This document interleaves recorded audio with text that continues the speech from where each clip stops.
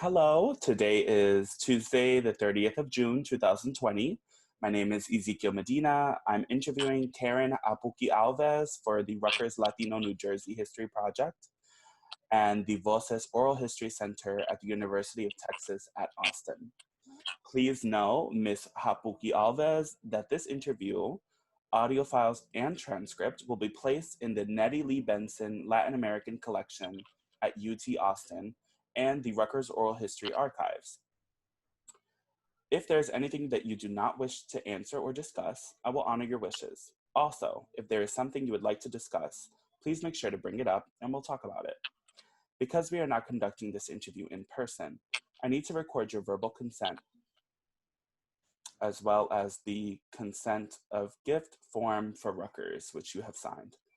Voces wishes to archive your interview, along with any other photographs and other documentation, at the Benson Library at UT Austin and the Rutgers Oral History Archives. We will retain copyright of the interview and any other materials you donate to Voces. So, I need your response to these 3 questions. Please say, yes, I agree, or no, I do not agree, after each one. The first question is, do you give Voces consent to archive your interview and your materials at the Benson Library? Yes, I agree.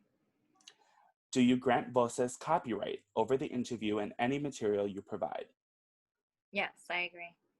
And do you agree to allow us to post this interview on the internet, where it may be viewed by people around the world? Yes, I agree. Okay, perfect. So now that that's out of the way, we can start our interview.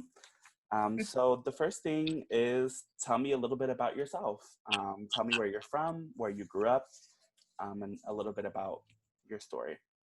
Okay, so was born and raised in New York, moved down to Brazil when I was 14, and then moved back to the United States. I lived in Brazil for a couple of years and then moved back when I was almost 21 to Newark, New Jersey.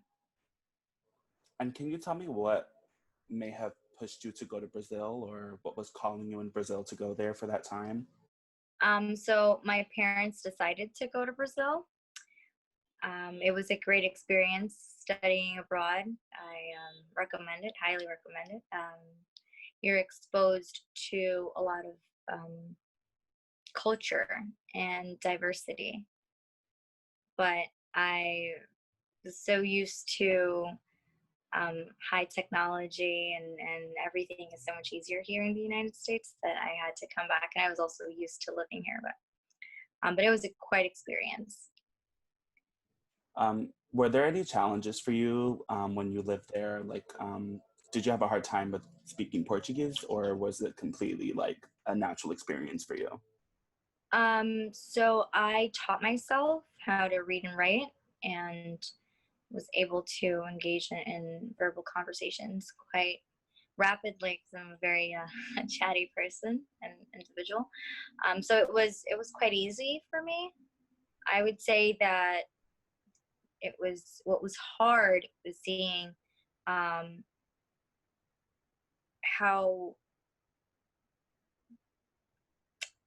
would I explain this? So we here in the United States, we are used to using a lot of technology. So presentations, PowerPoints, science projects, all these really cool stuff that down there in Brazil they don't have that much of a creativity to even use these gadgets and apps.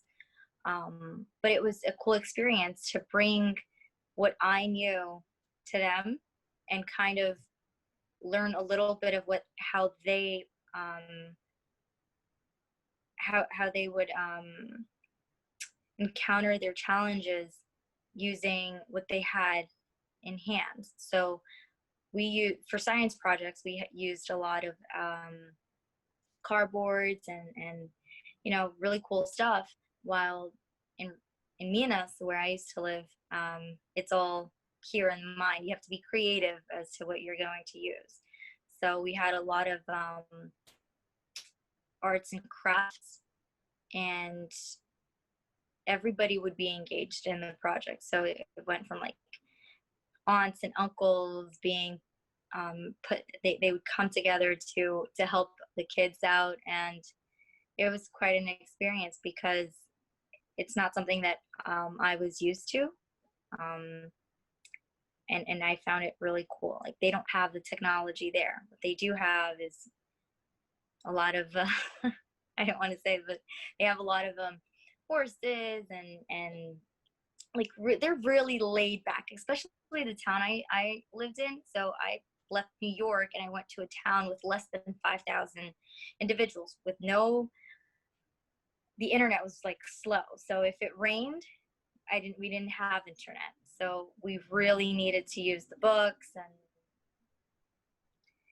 it was hard. No mall, no shopping center. So it was like a 3 street lane, and that was basically the entire town. Wow, that is different from New York. Yeah. Okay, well, thank you for sharing that. So let's center a little bit now back on COVID. So how did you first learn about COVID? Like, where were you? What were you doing? Do you remember? And how did you learn about it? Oh, okay. So um, I was actually researching for a class, and it was about censoring information and how that affected the justice system. And then I started looking into it as to what justice really, meant for me, and how it applied on certain individuals in different countries. And that's when I was really exposed to it. But then once I started noticing that people from the community here in Newark were being affected by it financially, and they didn't have much to like eat because they were being laid off. So they were losing their jobs. They were not being able to buy food for their own kids. So that's when I started noticing how it affected them as a person, not through health wise. But then I started noticing how it affected people health wise after my grandmother got it, my her her husband got it, and his son died of COVID. One of my roommates got it as well, so I was really close to COVID. Like, I felt it in all shapes and patterns that you could think. Wow. So, like, what was your, well, firstly, what is the community like in Newark? Like, you're talking about Brazilians alone, or are there other folks involved in this community? And why were they losing their jobs? So I conducted a project. So we founded a project here in Newark. It's called Amigos por Newark, or Friends for Newark. The initiative started between three individuals, myself and 3 others. And we partnered with the director of the nonprofit, and we helped not only Brazilians, we helped the Spanish community, we helped low income, we also helped different parts of Newark, North Newark, Central Avenue, you name it, the streets past 21, students as well, other parts of Jersey, other states, New York, Long Branch. We also provided help in Orlando, Florida, Pennsylvania, Boston. And the reason why they were laid off, well, COVID affected a lot of businesses. Many had to start closing down because some of the employees were contracting the disease, and other businesses were closing because they had to shut down because of government orders.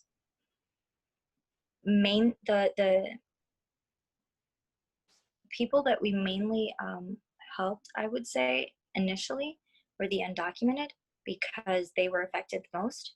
Many of the individuals were house cleaners.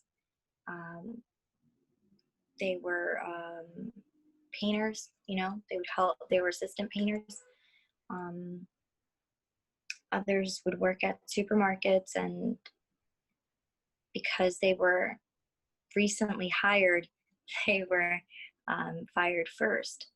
Others had just arrived to the United States, and they didn't even have the financial to stay here longer. So they were actually out and they were evicted, and we helped them out as well, not only with food, but supplied them with plane tickets back to their countries.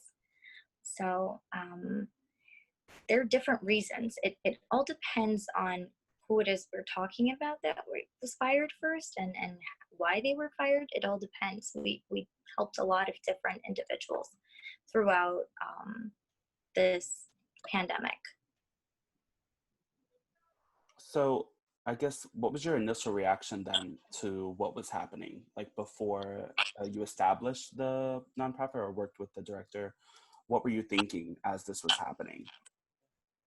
So our first meeting started off with we were going to help the seniors with something to eat throughout the day, either a homemade bread, not a bread, a homemade cake, and a couple of loaves of bread um, at that would be made at Soul Sweet Boutique, which is a business here owned by a friend of mine, Tatiana Rangel. And the meeting started with, like I said, the director of the nonprofit called Montana Global Care, which helps a lot of Newark residents, and a business owner, Rui Almeida. He's in real estate. So we all came together and we started talking about how we could help. And one more individual, Alexander, he's in social marketing, how we could expand and help these individuals. We thought what we could help with is because the senior citizens, they had a little bit of a restriction going out, we would offer our help to go to the supermarkets and get them groceries. And if they didn't have money, we would help out and seek within the community and business owners as well as community leaders to help these senior citizens out. What started off with us helping, we received a lot of feedback through Facebook saying, how can I help? What can I do to help you? We started receiving a lot of volunteers, which was a blessing. And then 3 days later, we received a message from a mother. She had lost her husband, and she was fractured, and she had 2 kids. She didn't have nothing to eat, and she had everything that she had in her home. She was going to have to seek out for help because she didn't have much for the kids to eat. So what we did was we made what we call in Brazil cesta básica.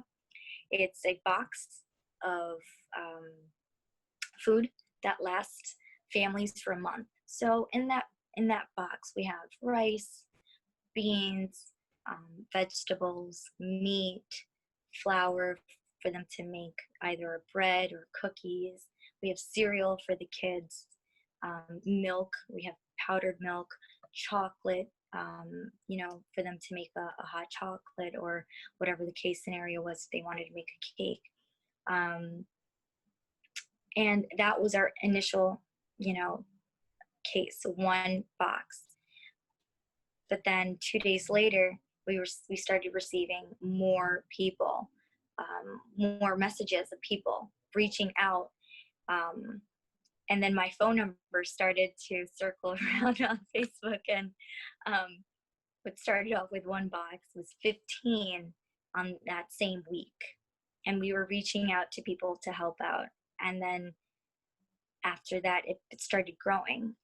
So we had to create a group chat on WhatsApp and seek out more help. We created a page and on Facebook to tell people, listen, if you need help or if you want to help, if you can donate this, if you can donate that, it would be a great help. And we started posting pictures of the people that were being helped. And then it just started growing.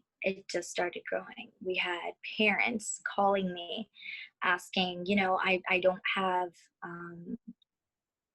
have anything to give to my kids. All I need is a gallon of milk. And we started helping these people out. It was mind-blowing and overwhelming, but I wouldn't change it for the world. I'd do everything over again. I had people calling me at 11. I would sleep at 5 because I was answering all the phone calls and messages. It came to and it expanded so much that we helped over 12,000 individuals in a very short period of time. What happened was we had over 40 volunteers. We had drivers. We had individuals packing the boxes. We had individuals loading the trucks, unloading the trucks, loading the cars, unloading the cars. We had volunteers making masks for us. We had volunteers bringing donations to us. It was the logistics of it was it started off small. We didn't think it would take such a great magnitude. We had other states reaching out to us and they wanted to start the same project, and we explained how it worked. And it was like a little wave.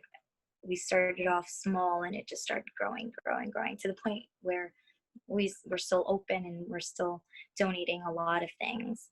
The nonprofit is receiving a lot of help, and they're also helping others as well.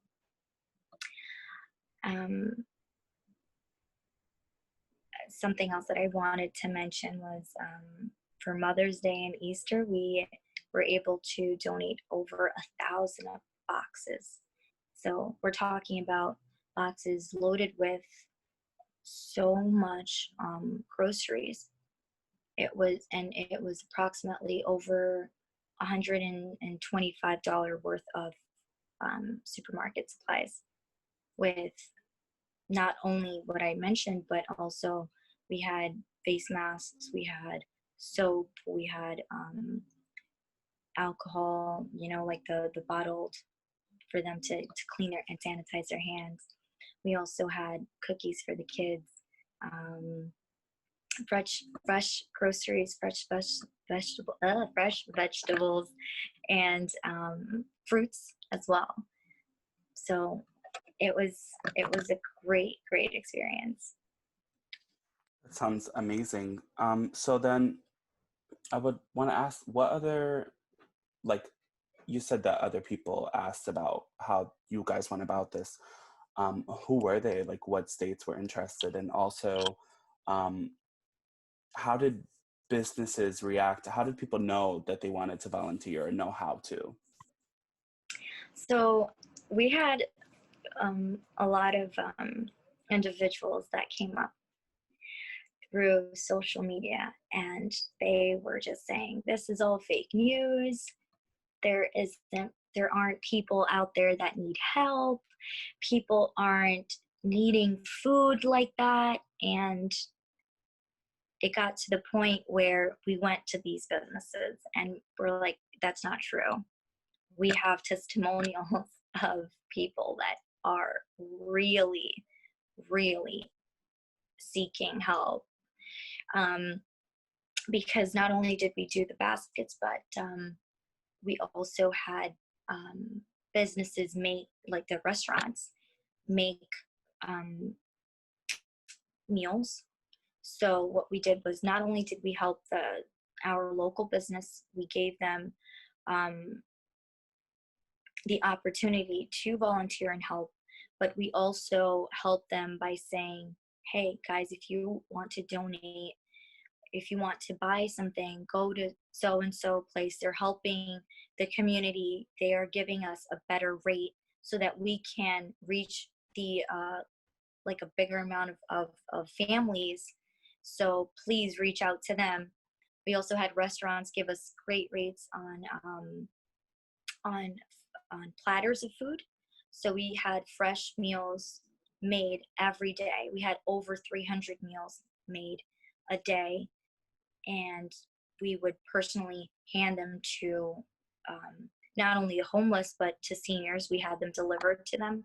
We had the meals delivered to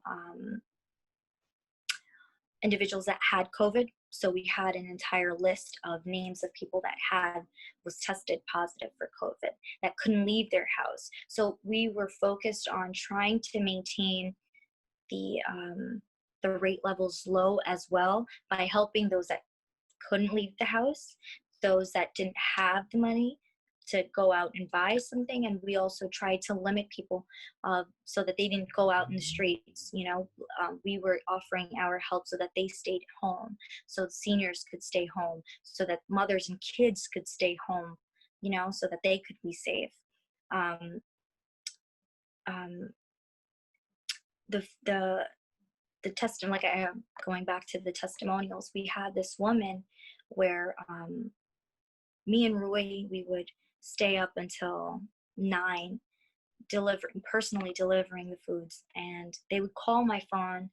And this lady, I remember like it was yesterday, she called me and she said, hi, my name is so and so, and oh, I'm sorry, I need to get my charger.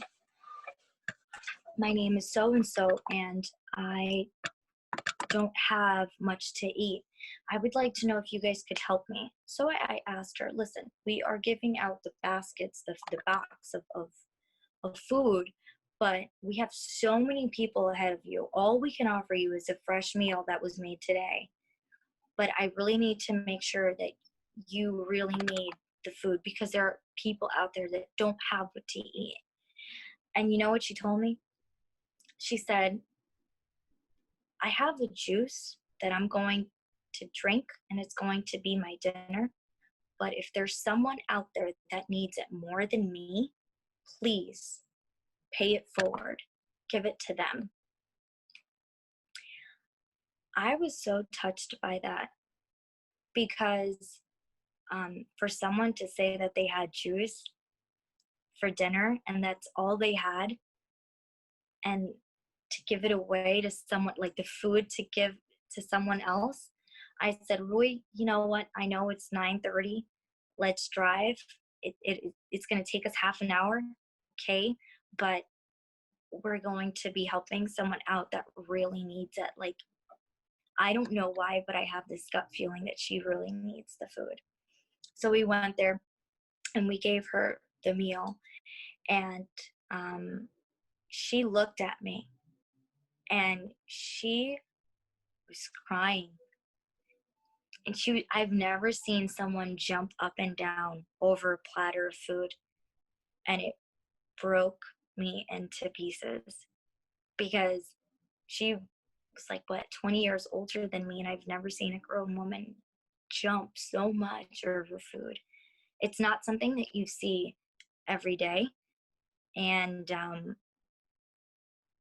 after that, I told Rui, and he looked at me and he's like, I certainly have to agree with you. I said, we have to double our goal.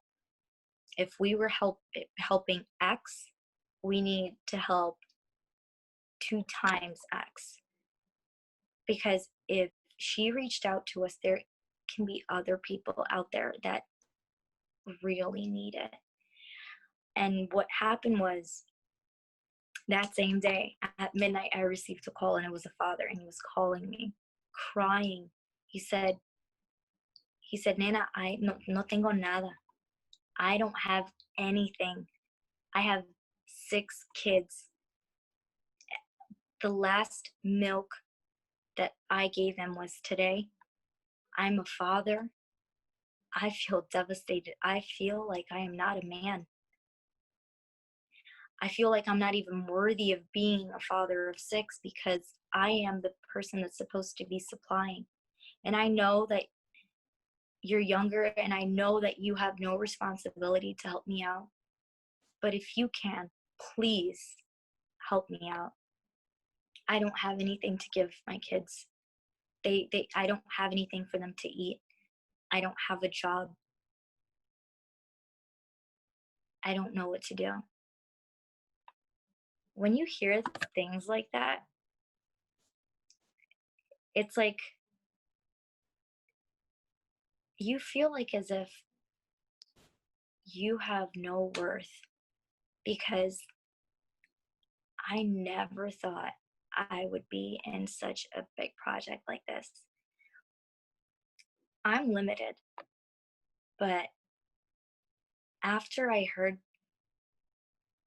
these people calling me and asking me for help, all I could do was cry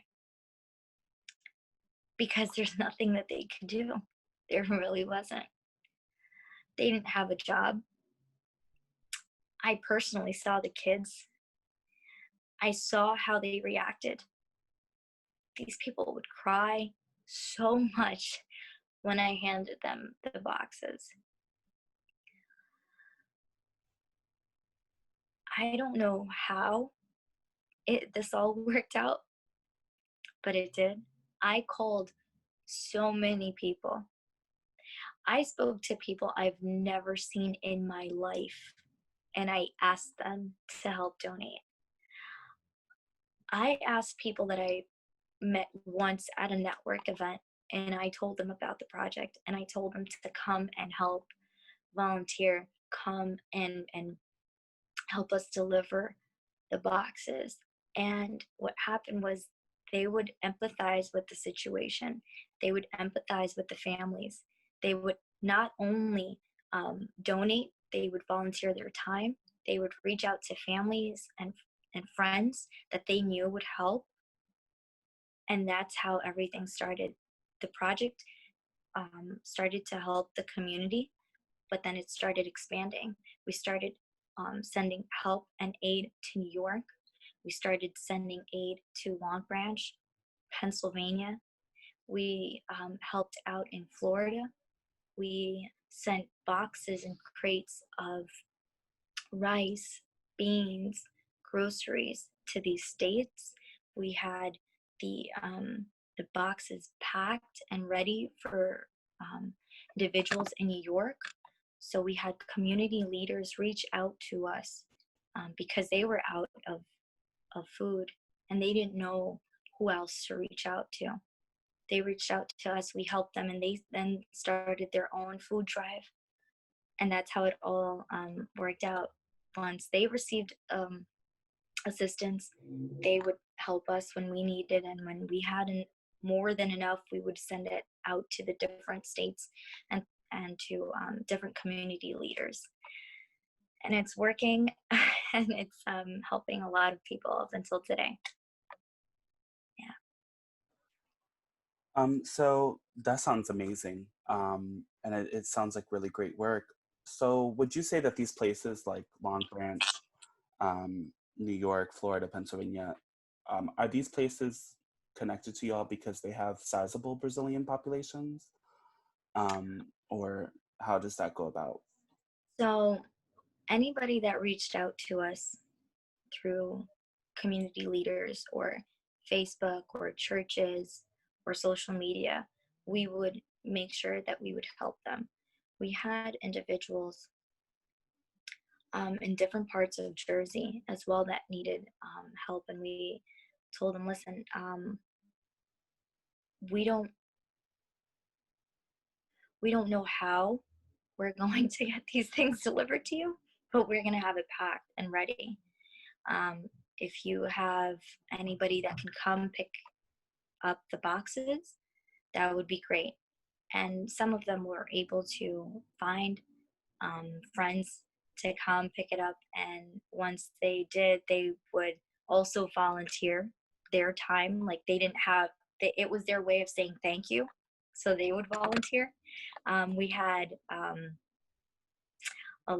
we had meat also packed, and that was supposed to be put in different boxes and sent out. And we had the people that received these boxes, they would say, Karenn, I don't know how I'm going to help, but I feel like as if I need to do something for someone else. I need to do something for another family. And I'm thinking to myself, oh my God, you don't, I'm trying to find a way to help you. You're trying to help someone else. It was a pay it forward system that we created without even noticing. It was just a fantastic way to help people. And um, these states that I mentioned, they would come forward. Boston also, we also helped Boston. They would have people come to Jersey, pick up the food, and we had a lot of donations come as well from these states. So friends and families that I reached out to, I reached out to a lot of my friends and I said, listen, hey, you don't know what's going on, but this is going on. Jersey is being affected a lot. Other states are being affected. Can you help us out? I know that COVID didn't hit you as much as it affected us, but it would be of great help if you could help us out. And then, they would send assistance. They would, call the supermarket and buy certain things and then tell me, hey, go pick it up. It's ready for you. And then that's how everything was being situated. Like we would have people call me and say, listen, I already called supermarket so and so, you just have to pick up the stuff, and I'm going to be helping out 3 families or 5 families.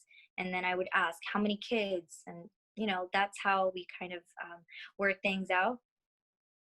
And then individuals from New York, Boston, and other places, they weren't only Brazilians. We had Americans, we had Spanish, we had Italian families, we had Dominican families, we had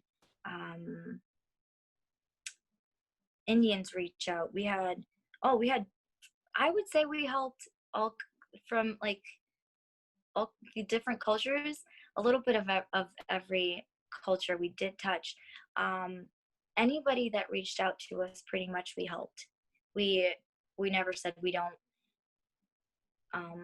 deal with you or we can't help you. No, we actually did help because we knew what it was like, and we were personally seeing these families. We were personally handing the assistance to them, so we knew what it was like. We had pictures taken, videos, testimonials, and then they had their families and friends reach out to us seeking assistance, helping us out, donating.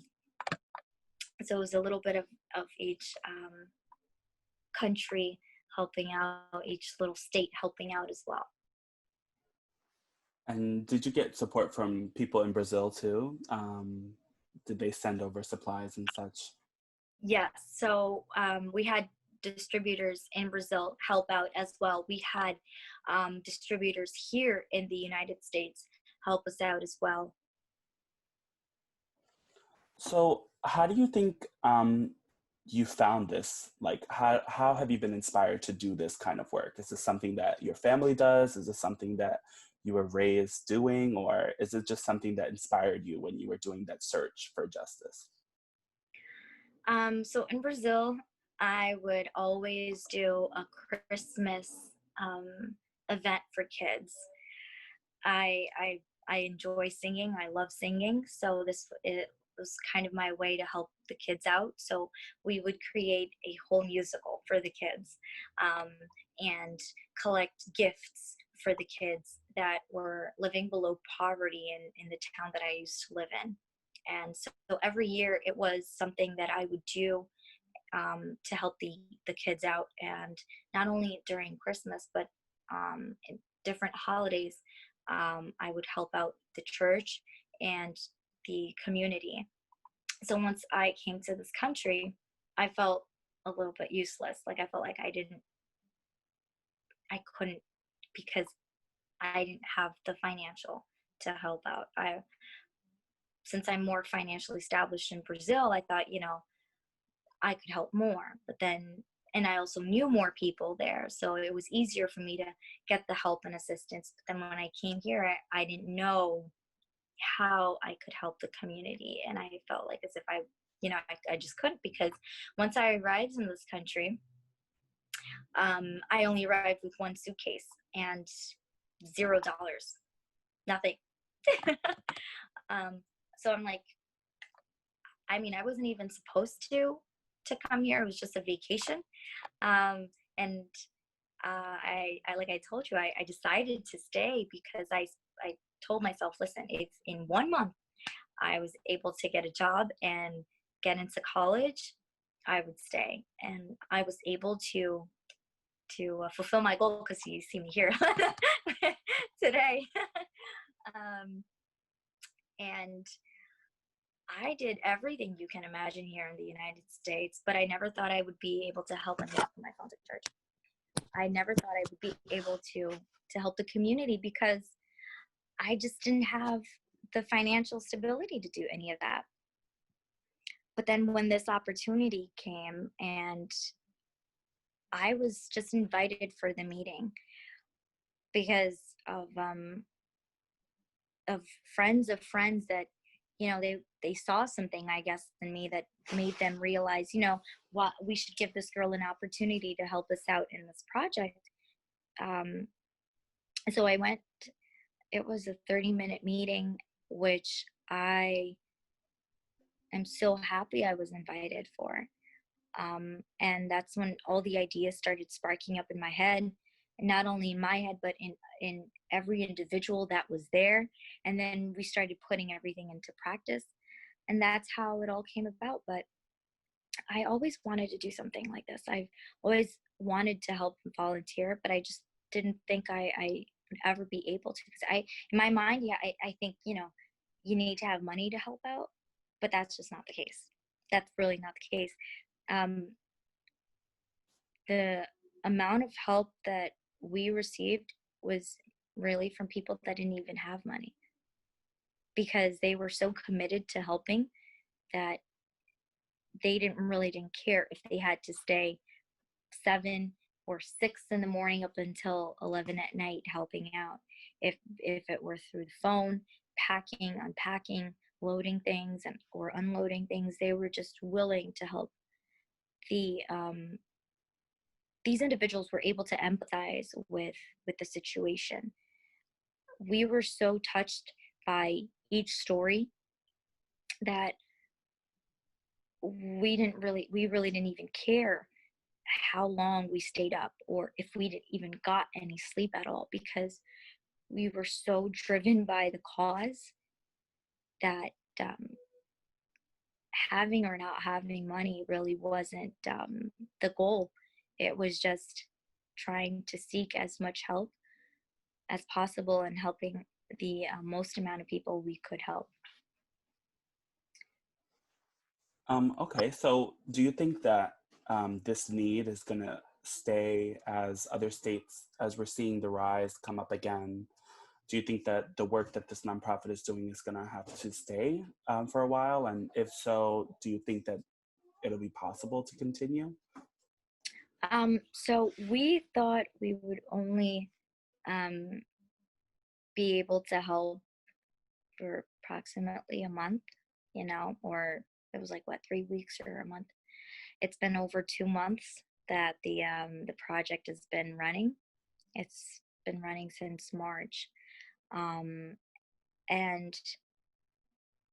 we're going to try to keep helping as much people as we can up until we as much help is given to us. We feel that a lot of the families that really couldn't stay in the country, we helped them to go back and in their country. And so the ones that are here now, they're more stable. If we were to stop the project, a lot of families would be affected. But now we have raised so much awareness that a lot of churches have started the initiative, and also City Hall has been more aware of what's going on. Um, Hopefully, we continue, but this all depends on donations and food drives. We've been trying to get in touch with the New Jersey food drive here to help us out. We weren't as successful, but we're going to continue. But if in the worst case scenario, if anything does happen, what we would do is hand our list to the food drive and see what they could do, to help out.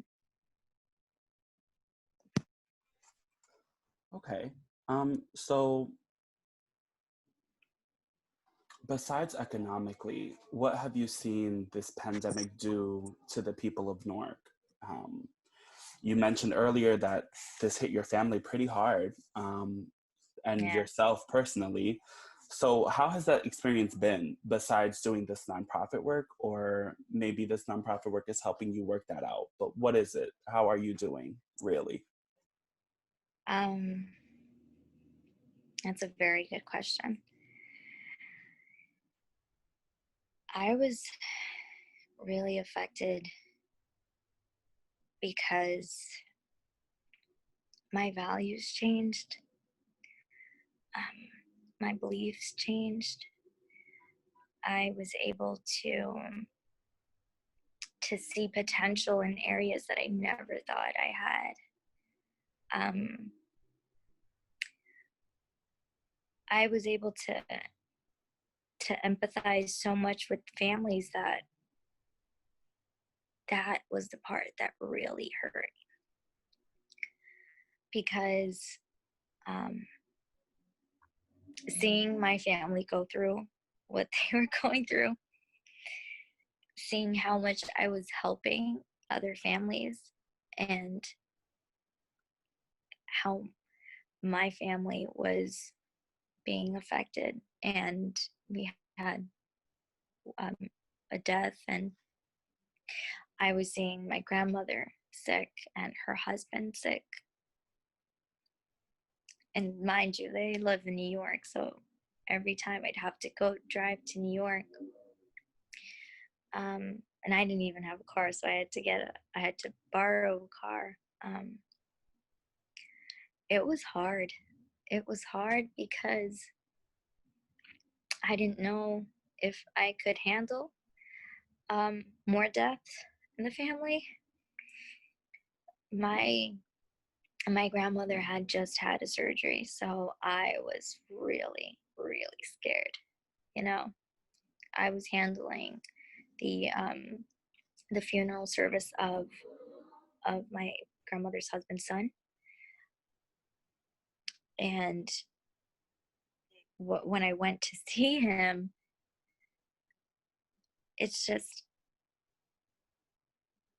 you feel like as if everything you've done was just nothing compared to what needed to be done. I noticed how everything changed with this pandemic. People were scared to talk to other people. Um, they felt hopeless. And despite the fact that I had health, I just felt like as if I, I, I didn't do enough. I wasn't doing enough. So seeing my family sick, knowing that I couldn't do anything, really affected me. And that's when I started to think, if you don't have health, if you don't have a family's support, friends that really care for your well-being, you won't go far.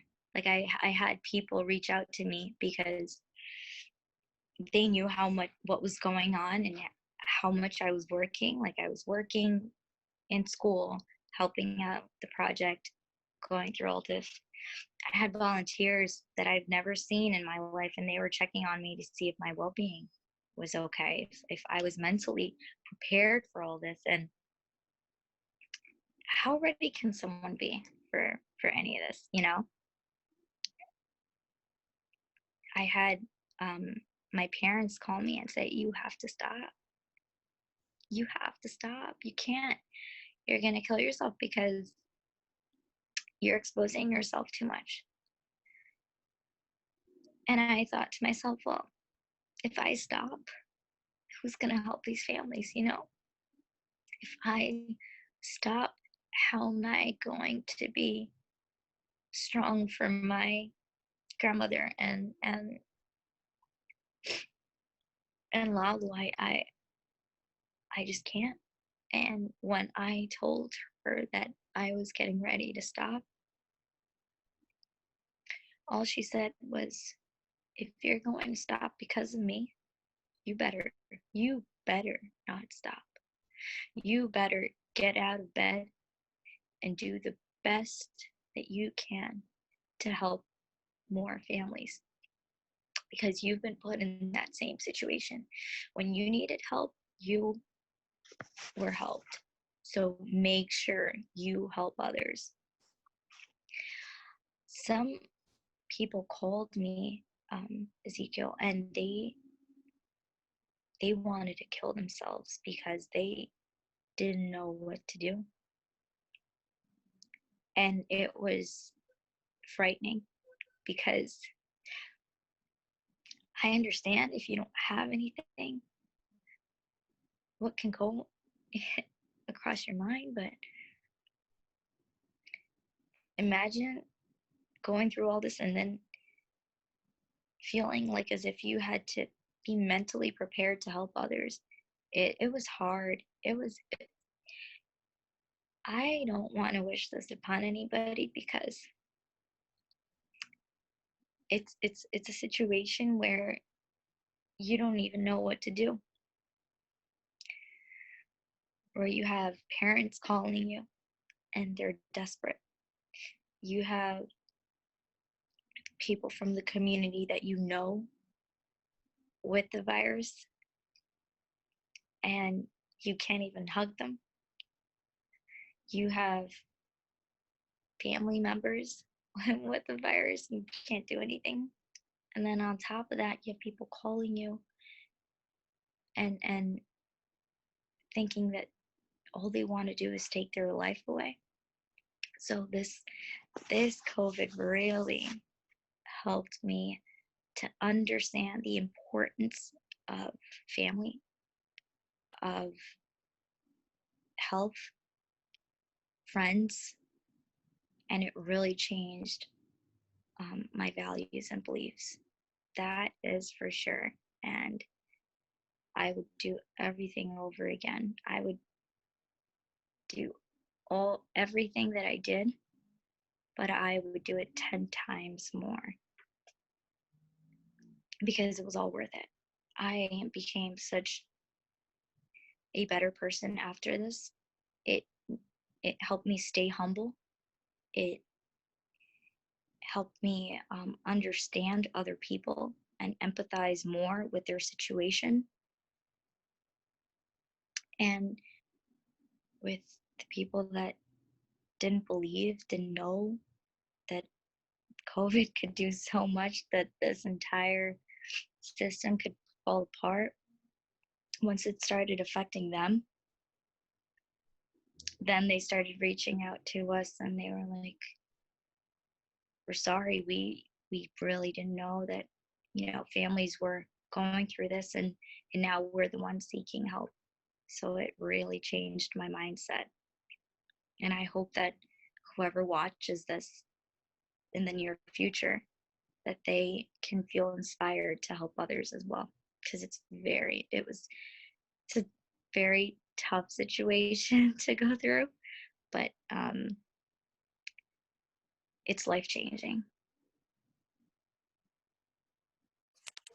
So that is a lot. I guess, you know, I know that I saw an episode on Fantastico about the Ironbound with That was regards. our project. That was our It was, so I did see about it. Okay, perfect. I remember watching that and being like, whoa, yeah, like this is real. yeah. When the people that you saw was everybody that was helping out. The person that was being interviewed was Rui. The woman was Solange. She's the director of the nonprofit. I didn't like to be exposed too much to the camera, so you probably just saw like my hair in the background or something. Yeah. Definitely, because I don't remember seeing you, but I know Mhm. Solange is a very like well-known person in Newark for doing this kind of work. Yeah. Um, so I guess you said you mentioned in that last bit that people were coming to terms with the fact that this was real. But how did you debunk those myths, or how did you combat people who were trying to tell you like this virus isn't even real? And how do you still contend with that, with what's happening in Brazil? And I'm sure you have family there, so all of it ties together. So we received a lot of mean criticism, mean comments, um, and we replied with, "You should come help us out. You should come volunteer." And what we did was we started posting even more stories of people. We had families that actually received the boxes of food, and we asked them to post it on their social media, um, so that these people could see, you know, this is really real. Like we are receiving assistance, not because we don't want to work. It's because we can't work. It's because we don't even have money to buy anything that we are seeking out assistance. And we're talking about people that aren't able to apply for SNAP, or are people that don't have um, the ability to even apply for any kind of stimulus check, or don't even have a social security, or people that don't even know what social security is, people that don't even know what SNAP are. The amount of people that we had. And I told them, I'm like, your kids, you can apply because they're born here. They're like, we didn't know. You know, the amount of people here in the United States that are not aware of their legal rights is outrageous. Outrageous. There are so many individuals that go through hardships because they don't know what their rights are. If only we had civics back in the classrooms so that the kids could know about it. It's crazy. But yeah, we had so many we had students as well reach out, that high school students, because some of them don't even think that they could go to colleges because they don't have the money for it. And I'm like, guys, there's financial aid that you could apply for. There's scholarships you can apply for. And then the parents are like, what is scholarship? What is that? And I'm like, yep, that was my face. That was my facial expression, like, what? I'm like, okay, so that's a whole different project that I have to launch. um, because it's ridiculous. In communities like Newark, where there's a lot of undocumented, there's a lot of low income families, people aren't aware of their rights. People aren't aware that City Hall can help them out. City Hall was helping with $100 voucher gift card, but you could only apply if you called, and you had to fill out a form. You got senior citizens that they don't even know how to read. They don't even know how to fill out a form online. They don't even have internet. So we had to help these people out because, the ones that didn't have internet or couldn't fill out a form, we had to vouch for them because they didn't know any better. So it wasn't just um, a small community of Newark that we helped. It was a lot of people, and they weren't. they were only aware of how the grand scheme of things were when the government really set the shutdowns and the curfews, because we had, the police at 8 o'clock and you had to be home, whatever. That's when people really started to think, oh my God, this is real. Like, you weren't able to go to the supermarkets if you didn't really have a mask, and there was a line and you had to wait, and everybody a couple feet apart. Going to the supermarket took over an hour just online, and then you had to wait inside, something that would normally take you, what, at least for me, getting off the ferry and then going to the closest supermarket or mini market, is what, a 5 to 10 minute commute in and out, and everything would be done in less than 30 minutes. It would take me over an hour just to wait online, plus another hour to pay by the time you leave. So that's when people started thinking, oh my gosh, is this really real? Like, people are actually dying. Um, and then they started seeing things on the news and seeing things on the internet. That's when really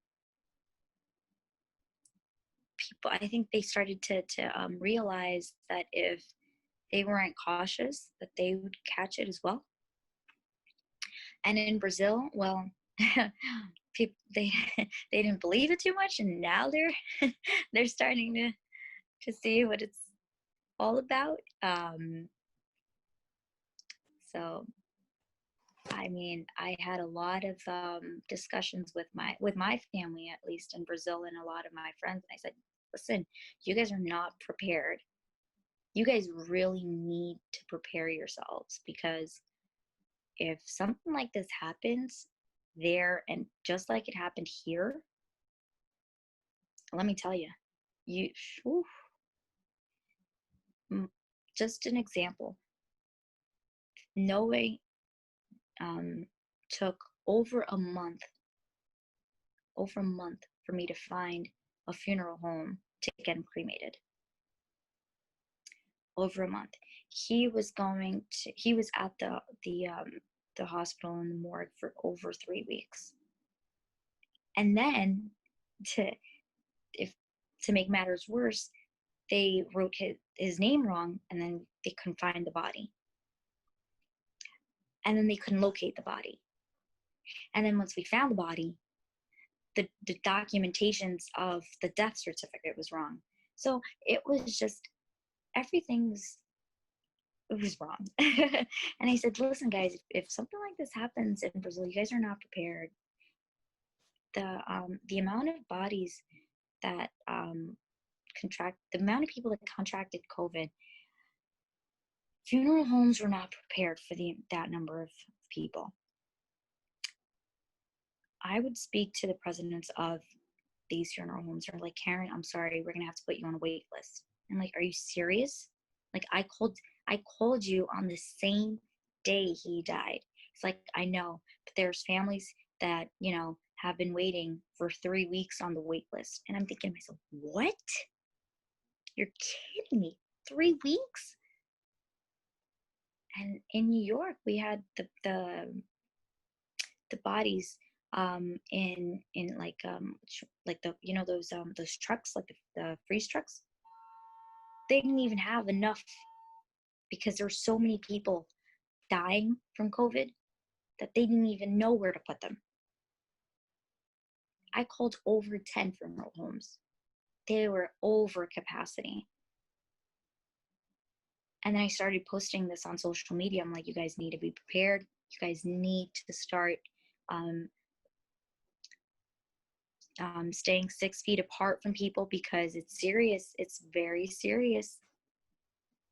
And now they're taking it a little bit more serious. Too very late, but it's better late than never.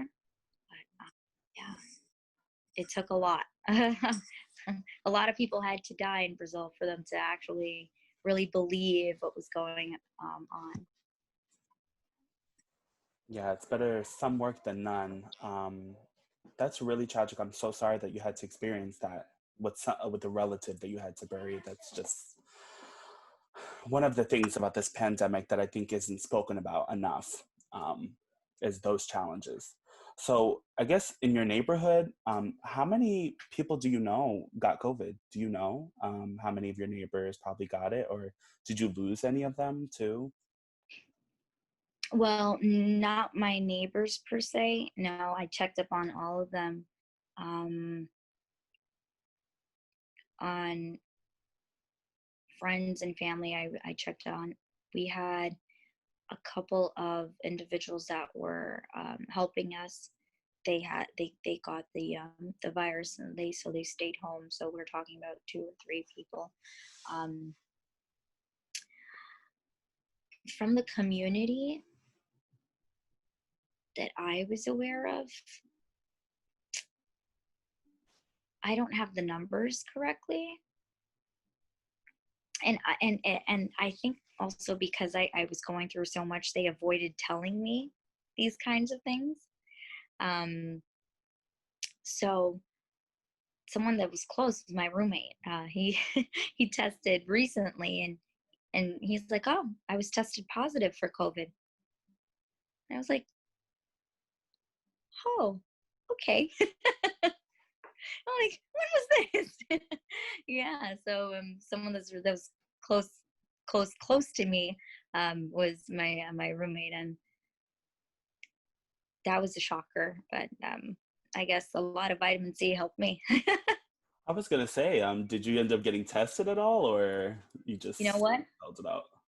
He did it out of curiosity, and his test just came out. It was like what, a day ago, and I was like, oh, okay, I think I should find out. I'm going to get myself tested, but I didn't feel anything. I took a lot. I prepared myself before everything even started. Like I try to stay as safe as I can. Always had my mask on. I took all the necessary precautions. He didn't, so yeah. Well, I suggest you get tested for sure because you live with him. But that's if you're No, not, that's but you know what's funny? yeah.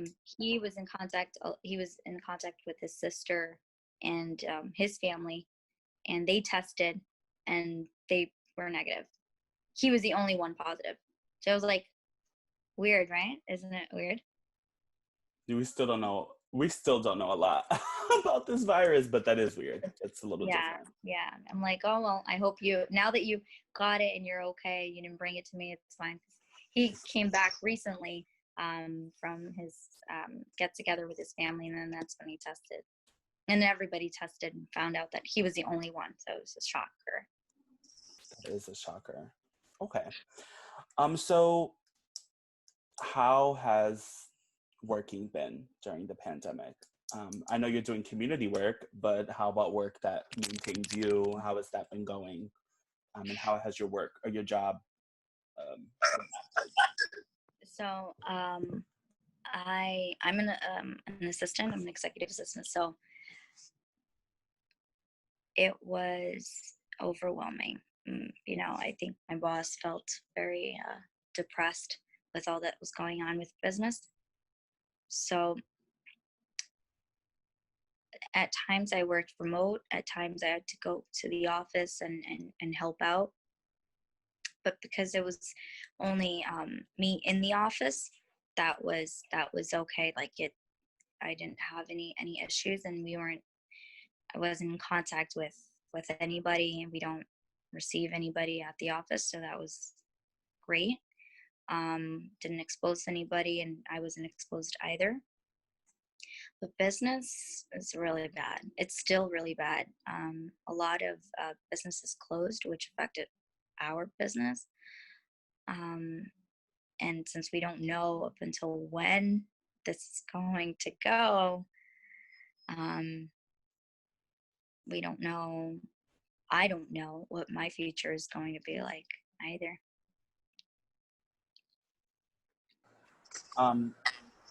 So if well, I guess is this part of your educational goals or your life goals, like this community work?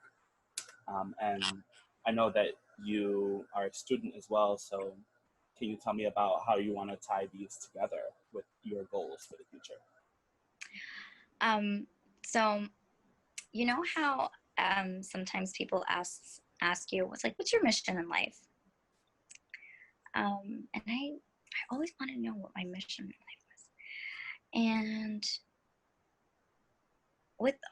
after all this, happened, and I started to meditate, and I came to the conclusion that my mission in life is to be a better version of myself every day, and to make other people's lives, even if it were a little better.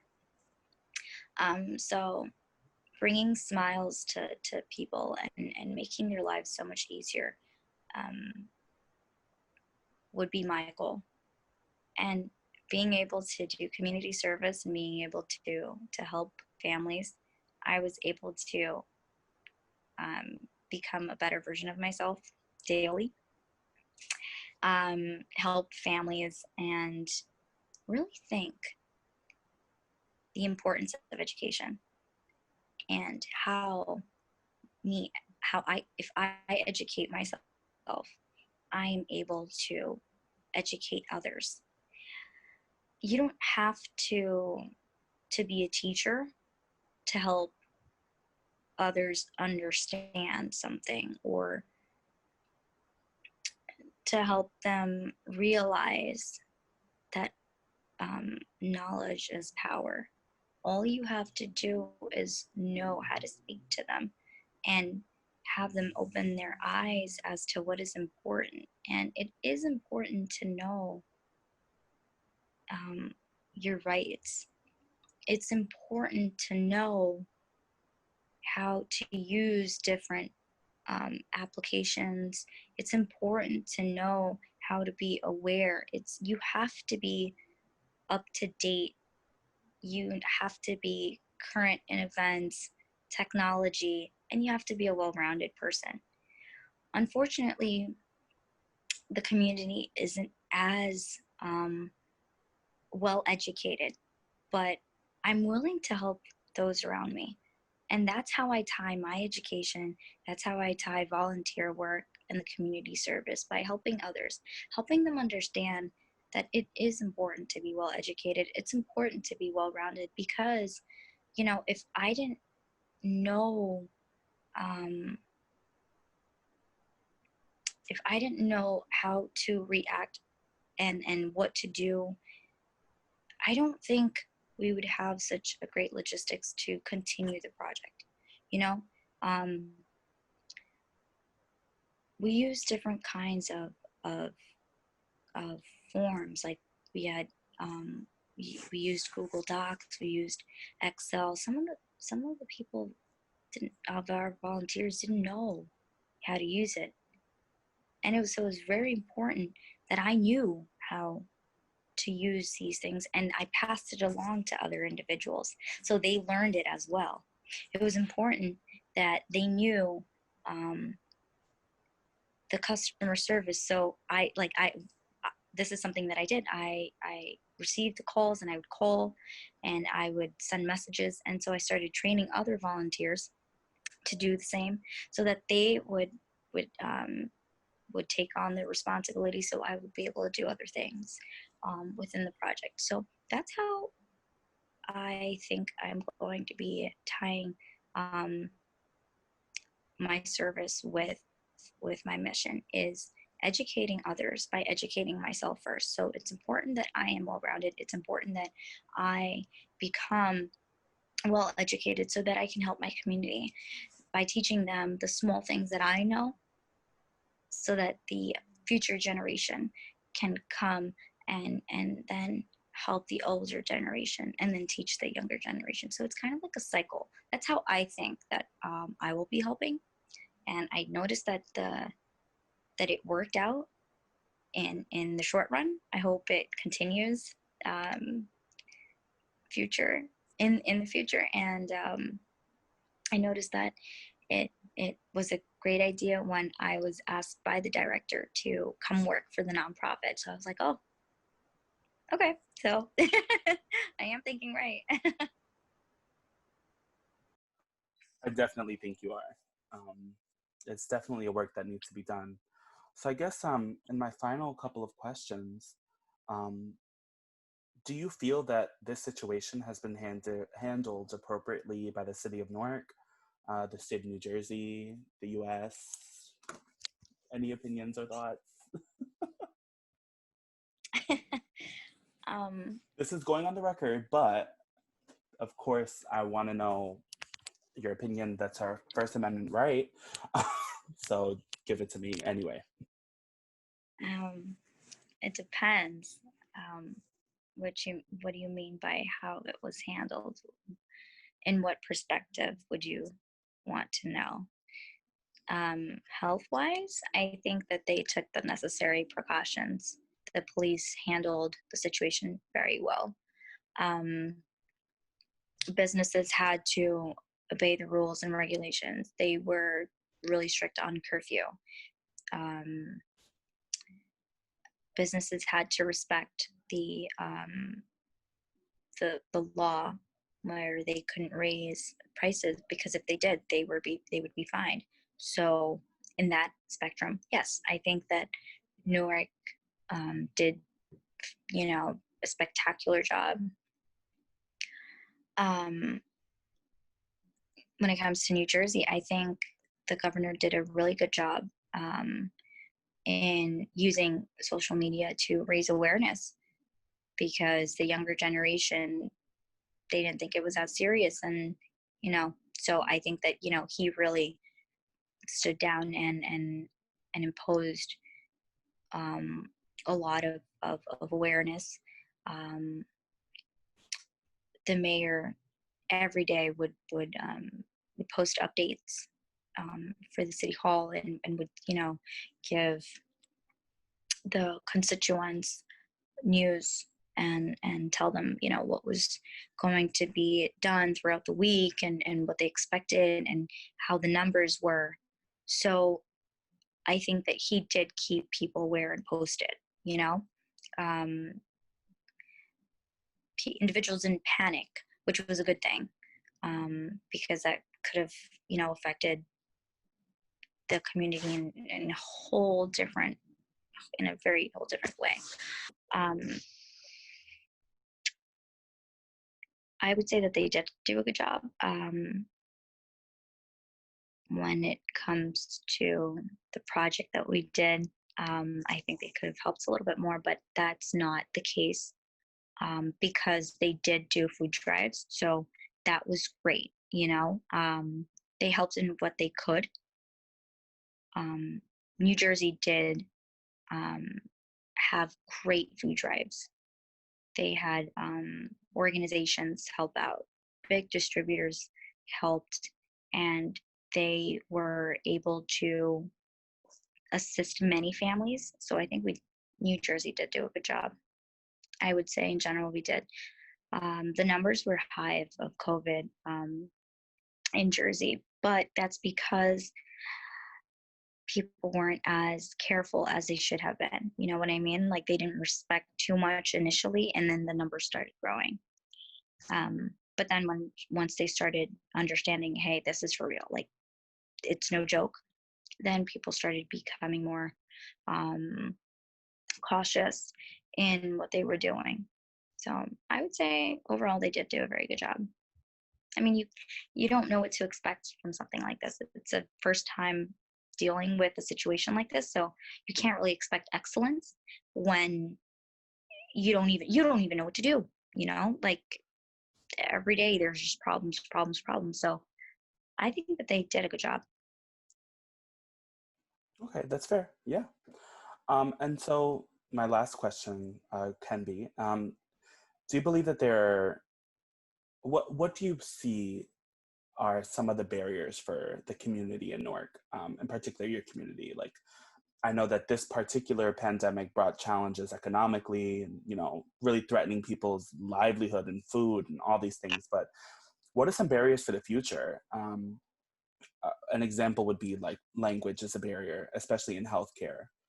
So what are some of the things that you witnessed, and you can kind of see like that's going to be a problem in the future? Is there anything like that? Yeah, language is definitely a barrier. The fact that they're not well educated enough is another barrier. When I say they're not well educated, it's not in the sense that they don't know, like, the basics of reading, right? No, it's like if you tell them you need to log on to the internet to do this and this and this, some of them don't know what the internet is. Others don't even know how to use the internet. So let's just say, for instance, I'm going to give you an example. My boss, he knows how to deal with business. He does not know how to use his phone. He has an iPhone. He does not know how to use it. He does not know how to navigate on Safari. So, I mean, that's because he's a senior. But there's also kids that, they know how to go on YouTube, and they'll click on the voice thing, the microphone. They'll say, hey Siri, open YouTube on this and this and this. Yet they don't have the ability to help their parents translate something. It's an important document. I had cases where community individuals reached out to me because they didn't know how to fill out an unemployment application. And I said, well, your kid is 12. Maybe they can help you.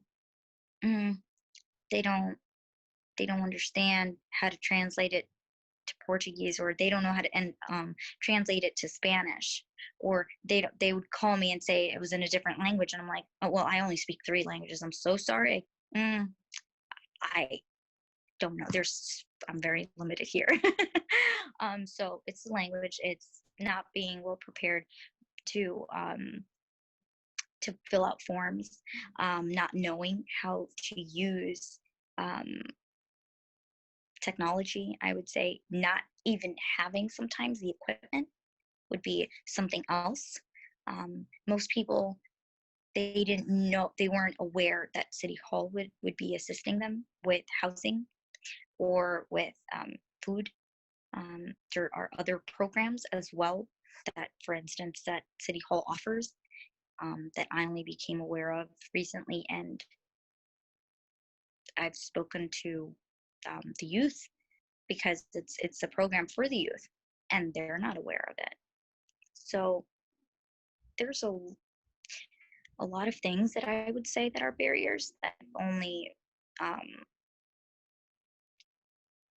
authorities used and exerted their power to raise awareness, it would a lot more.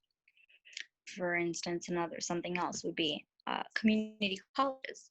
Some individuals here in the Ironbound or don't know what a community college is. They don't know the benefit, the mine of gold that they have.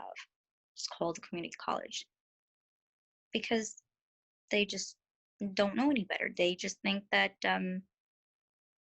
high school is all there is, and that's all they can do, because they don't have the money for it. Like, guys, come on. Community college is the way to go if you want to save money, or if you want to get that scholarship. So yeah, I would say that because they're not well educated, or they're not aware, they're not informed, they don't have the equipment, and if they even do have the equipment, they don't know how to use it. Those are barriers. Language, definitely big barrier. The financial is another barrier. Okay, thank you. Is there anything else that you would like to share with us or tell us, something that we may not have covered already? No, I think I did tell you a lot. You did. Thank you. This is great. I hope I helped out. And do you have any other questions for me? You can ask. I think I'm good now. I think we're good. So thank you again so much, Karenn, for doing this You're interview. welcome.